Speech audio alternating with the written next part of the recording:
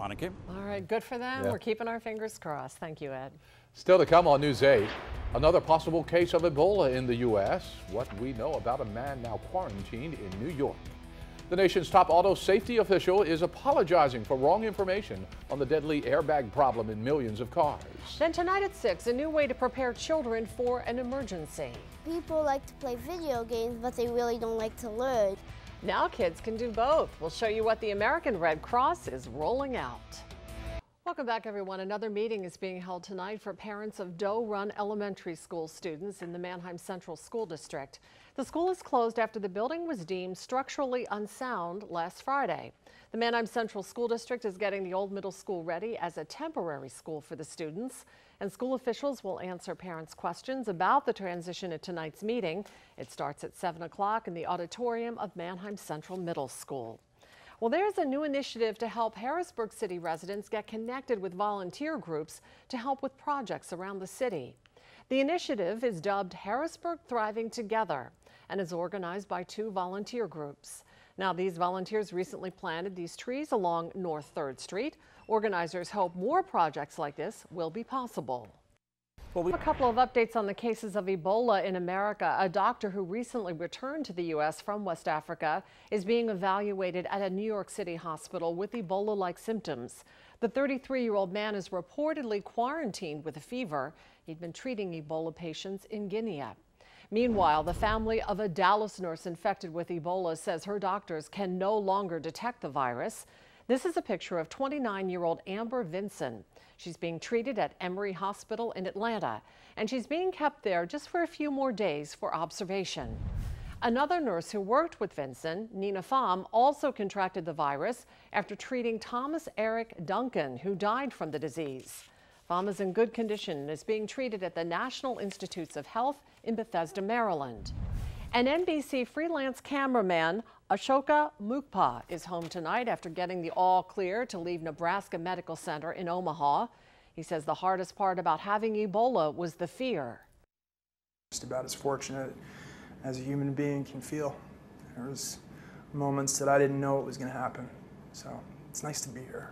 He's not sure how he became infected with Ebola. His treatment included receiving the blood from another Ebola survivor, Dr. Kent Brantley. And for our first forecast at 5. News 8's Chief Meteorologist Joe Calhoun is outside tonight. Yeah, it's a little on the cool side, too, and it is. 2 people are found dead of gunshot wounds in a Lebanon home minutes after neighbors heard loud arguing. News 8's Lebanon County reporter Barbara Barr joins us live along North 9th Street.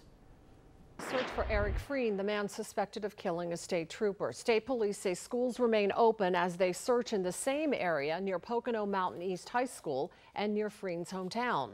They say the recent rain has affected their ability to search by air. Some residents say they hope Freen will soon be captured so they can get back to normal life. I talked to a lot of people, and a lot of people have said that it's caused them from working and stuff like that. Certain people I've ran into in the area over there, that they had a hard time getting to work and stuff because of everything that was going on. Troopers believe Freen is running out of places to hide, especially with fewer leaves on the trees. And also tonight, the sheriff's office in Delaware County, New York, is working to rule out a possible connection between a stolen Porsche found there and Eric Freen. The Porsche was reported stolen over the weekend to Pocono Mountain Regional Police. There was a sighting of Freen in the area on Monday. Right now, there does not appear to be a link. A York County man reported seeing a mountain lion in his neighborhood last weekend. Carroll Township police say they thought that he saw it near a retention pond in the Pheasant Ridge development of Dillsburg Sunday. The State Game Commission sent officers to the area yesterday but found no evidence the animal was there. Governor Tom Corbett still trails his Democratic challenger Tom Wolf. News 8's Terry Madonna joins me now. So Terry, last week we talked about Governor Corbett really needing to tout his accomplishment in this campaign. But let's talk about Tom Wolf now. You say that he really cannot afford to make any mistakes between now and Election Day. Yeah, basically, Kim, he wants to stay out of the news, not in the news, particularly if it's something controversial, if it's something that will detract from his message. That's certainly, I think, really important, and hopefully, you know, if you're running a campaign, what you don't want in either side is a distraction, something you have to defend. Just stay on target with the message. Stay on message, stay on target, no big mistakes. But he's really got to keep up his presence on television, does he not? I really think so. Look, We've now seen 22,000 commercials from the two campaigns, $13 million spent on commercials. One of the reasons the race... Good evening, I'm Ron Martin. And I'm Kim Lemon. We're following some breaking news right now in the search for Eric Frein, the man suspected of killing a state trooper. SWAT teams just swarmed a wooded area. It's not far from a high school where a woman told police she spotted Frein over the weekend. Well, News 8's Barbara Barr is live in the Poconos with more tonight. Barbara? Well, Kim and Ron. School bus overturns in a crash in Lancaster County, sending 4 special needs students and 5 others to several area hospitals. News 8's Lancaster County reporter Meredith Jorgensen joins us live from Salisbury Township Elementary School near Gap. The Manheim Central District in Lancaster County is rushing to open a temporary school for some 380 elementary school students after the Doe Run School closed because of structural issues. News 8's Mike Straub has the latest tonight from Manheim. News 8, what some experts say parents are doing wrong when they give their children medicine. And then tonight at 5:30, airbag problems, why millions of Americans are being urged to have their cars repaired now. School is out all week for students at Doe Run Elementary School in Manheim, Lancaster County after structural engineers found cracks in the masonry. Engineers will give an update on the problems at the school at a meeting tonight, but as News 8's Mike Straub found out, the new challenge is getting those students back into class. Firefighters have spent much of the day on the scene of a house fire in northern York County. It broke out before 5 a.m. along Bents Mill Road in Washington Township near Crawltown. Fire Chief Larry Anderson says the construction of the 5-sided house made it difficult to use ladders. He says a steel roof also hampered the efforts of firefighters. Officials say it appears the fire started in an attached rear porch, but that cause is still under investigation. Firefighters from 4 counties responded to that 2-alarm fire. And there's new information on the police chase in Adams County. State police have named a suspect as 27-year-old Michael Velez of New York. Police say a trooper stopped Velez's SUV on Route 15 north of Gettysburg for speeding yesterday. Police say Velez took off, rammed the police car several times.